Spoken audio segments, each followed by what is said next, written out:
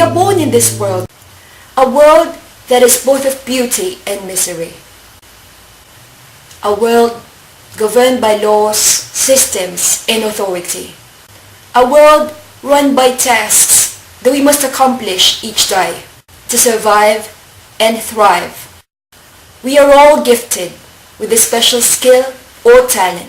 We have this intrinsic drive to be inclined to a particular interest. Hi, my name is Judelaine Catalano, and today I'm going to show you the process of making a YouTube video! My motivation in making videos started with the question, what is my purpose in life? In the era where most things were invented and discovered, where wars have already been fought, what can I do as an individual to help in my own little way, to contribute a little in making this world a better place? I make videos to share my insights, to share my learnings to those who yearns for knowledge. And I'm not alone. Perhaps because we are the product of the peace, make love, not war, let's smoke pot, strawberry fields generation. We were reared up knowing that to be a fulfilled artist, it is not just being number one in the hit chart. It is when your work is made use by many. Because knowledge must be shared. With great gift comes great responsibility. What the?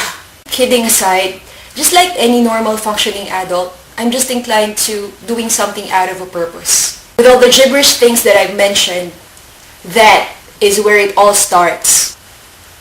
Creativity sparks because of an intent to help and to share what I learned, what I know, to ordinary people like me who might be facing the same dilemma like I do in embarking on ordinary tasks, like assembling a crib, putting up a safety bed rail for their babies, cutting their kids' hair, writing an email, or just to simply entertain by sharing one of the few main things that I can do best.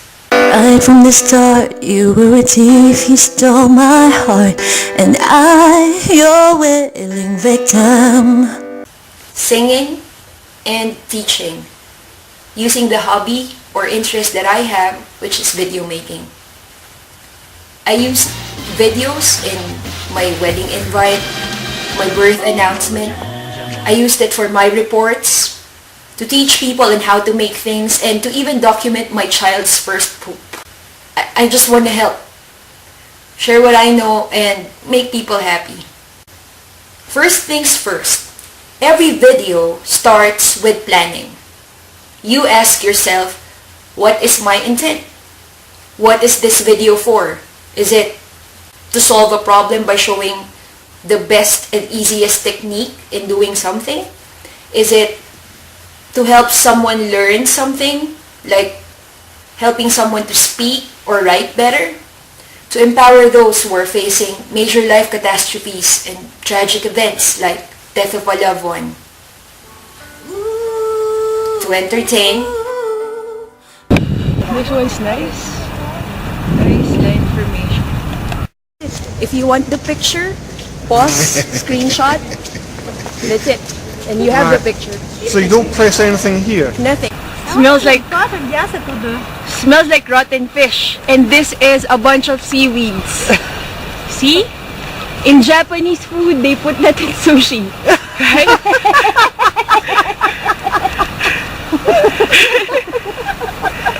This is a title. A title. The one title above Errol. So Errol and then Marcus and then Jude and then Prince. About to narrate a travel experience so you can guide others, or to simply update someone like a family member or a friend from afar on important life events. It's like very provincial type of living. So no wonder William Wallace wanted freedom. This is Hogwarts. Didn't see him.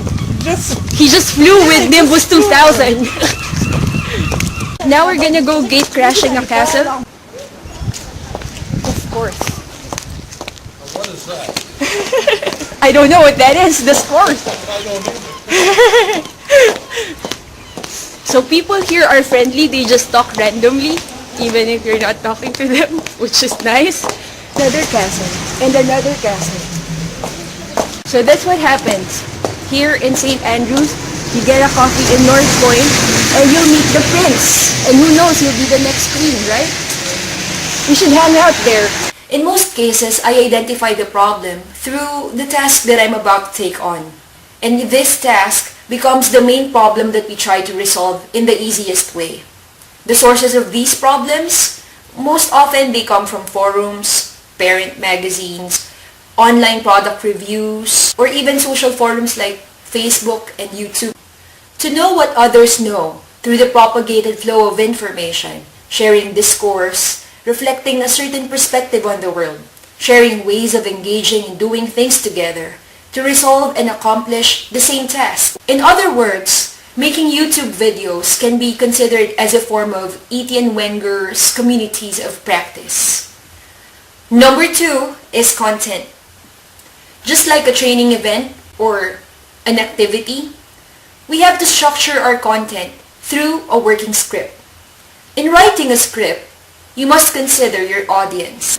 It's just like storytelling. You have to do your best in providing an interesting way to narrate or demonstrate the process so your audience won't get bored. From here, we divide the task into segments and organize it into sequence. I take into account the simplest way to accomplish the process and make things easier for my audience when they follow my instruction. I highlight the areas where people make common mistakes, and that goes with my how to assemble videos. Or things that I want to emphasize, and that goes with my insight sharing videos. From here, we write the things that we want to say. And if you're more of a pro or the experimental type, you can indicate in your working script the type of treatment that you want to apply. For example, the camera angle, the sound score, the title on the clip, costumes, props, background, and location. A video can also be made without a working script. If you are eloquent, the type of person who has an organized thought when it comes to speaking, and you're so natural in front of the camera, and you want things to be smooth flowing and just cut segments of things that you want to delete, that's another way to do it. Especially if it's just a short clip that you're making. Number 3 is shooting the video. And here is what you need. Any decent point and shoot camera. Nowadays, even the cheap ones would have an HD format, which is having 1920 by 1080 pixels. You don't need to buy any professional video recording camera or even a digital SLR or a GoPro. Just be resourceful and work with whatever you have. For example, just use your smartphone or Android, or if you have an iPhone. Because nowadays, these phones already have the video recording capabilities of a high definition specs that we're looking for. As a matter of fact, I used to create videos using cameras with just a VGA format, and I was able to produce good results, quality videos that were used not only in the Philippines but also in other parts of the world. Second, we need a tripod. And if you don't have a tripod, you can use a monopod or a selfie stick. Or if you don't have any selfie stick or anything, you can use a string as a stabilizer to ensure that it's balanced, or you could simply just put it on top of a table that's level, ensuring that there is enough headroom. The headroom is the space between the edge of the screen and your head. Because if you chop this part off, you will look like SpongeBob SquarePants or the blockheads from Gambit. Number 3 is location. In choosing a location, you have to consider 3 aspects. Number 1, lighting. Number 2, acoustics. And number 3, privacy. Let me explain further. Lighting. You have to have the right amount of light. You could either be like those guys who are semi-pros who buys and creates their own lighting equipment, or use the sun. Or just follow what I'm doing. I'm using what I have, table lamps. These lights help light up your face because it makes you look fresh, it makes you look healthy, it adds up to the overall texture of the video. Although I look better in the dark. See? Second, the room acoustics. If you don't have a camera microphone, or you are too lazy, or you don't have enough time to record the narration separately in the video, a room with less noise is best. Like this, I am in the basement. So here is how I do it. Sometimes when I don't have enough time or I'm not in the mood to be in front of the camera and do the narration, I simply record the audio separately. I use the free app called the Voice Recorder, and it produces an automatic MP3. Or if you have a budget, you can buy a camera accessory that can be plugged into the mic jack port of your camera. I recommend the brand Rode as it is the top of the line, and the price ranges from $130 to $160. Or if you know how to play an instrument, most probably you have a Tascam. You can also use this to record your audio. This also produces an MP3 just like an Android. Personally, I often use our basement as my location because of the lighting and the acoustics, because it has privacy. When you are doing it on your own, it is hard to act in front of the camera with people roaming around. It will make you feel timid or shy, and it will limit your performance delivery of acting and projecting in front of the camera. So, I advise ensure that there's privacy. It is very important. The next element that you need is a video talent. And who will I use for my video? Of course, it's me. You don't have a choice. Mainly because it's cheap to cast yourself. It gives you the liberty to do anything. You can shoot the video in as many times as you want until you meet your own benchmark of perfection.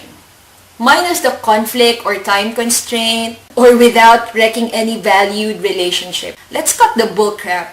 It's all because I am a frustrated TV show host, newscaster wannabe who belonged to the narcissistic, self-absorbed Gen Y who wanted world peace. His congeniality. So call me ambitious, vain, annoying biatch who's just needing attention. I don't really care, bitch. I'm just kidding. But yes, I'm vain. I admit that. Because baby, I was born this way. Because baby, I was born this way. Because I was born this way, baby. Now, back to our cast. There are times that I use my husband, my daughter, my classmates, or co-workers as cast. I asked their permission, of course. Sometimes you can also play around with the stock videos that you have of random projects or events. If it helps you to tell or narrate the story, why not? As long as you ask permission or you own the rights of it. When I'm shooting the video, I don't necessarily need to memorize my script. I use my own version of a teleprompter, just like what they use in the Oscars. You can use your iPad or your own laptop, just like this, and just make the script bigger by changing the font to a larger size. Step 4, editing. This is the bloodiest part of video production.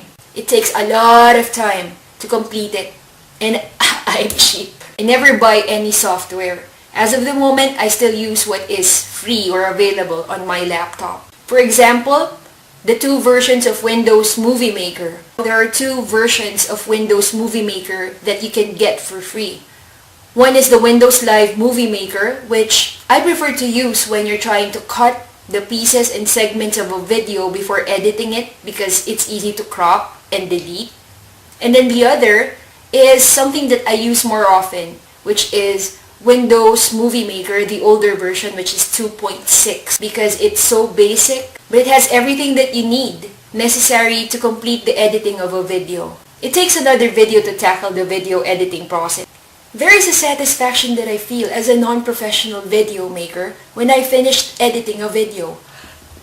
Mainly because it is the satisfaction of seeing everything that started with an idea and then transpiring into something that you can hear and see. The fulfillment starts when you upload it in YouTube and you get viewers' feedback, some positive, asking you follow-up questions on the content of your masterpiece, the others requesting for another video related to the previous one you made. Now this is a part of managing the video and responding as an adult educator to your learners' queries and needs. It is of course your prerogative whether to respond now or some other time depending on your availability. This is why this becomes a form of communities of practice. The portal to which you upload your video becomes an open forum for exchanges, shared experiences from adult learners, and a repository of updated materials containing evolving solutions on the problem that you addressed. Of course, it is important to remember that when you upload it in YouTube, you have to name the video with an appropriate title that reflects what the video is all about, so people can easily find it. One technique is to use tag words so that viewers can easily locate your videos. Some video makers, especially those who are eager to make their videos viral, would mislead the viewers with the title of their videos by adding popular artist names like Justin Bieber or Angelina Jolie or a fist-eating, twerking Asian riding a wrecking ball. Ridiculous. That can definitely make a video viral and multiply the video's viewer rating a lot. But if our main intent is to provide a form of informal learning, then we have to stick with labeling the video correctly. It is also helpful to share the link of the YouTube video to the actual forum where you spotted the problem or to a social media like Facebook. Ladies and gentlemen, that's how you make a YouTube video. Bye! Enjoy your summer vacation!